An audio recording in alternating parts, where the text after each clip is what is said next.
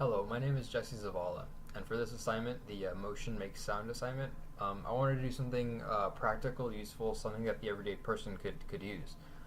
So what I made was a simple home security system. How this works is the system detects a motion, of course, which is the basis of this project. Um, if enough motion, if enough change is detected, then it sets off a past object, which in turn triggers the playback of a sound file, which I will now play for you.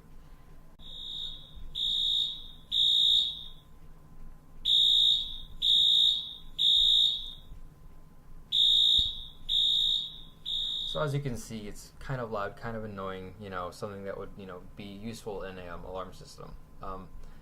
So I tried this system out on my housemate Lindsay. She's usually a pretty jumpy person, so I figured this would be kind of fun. Unfortunately, she didn't jump as much as I thought she would, but here's the results.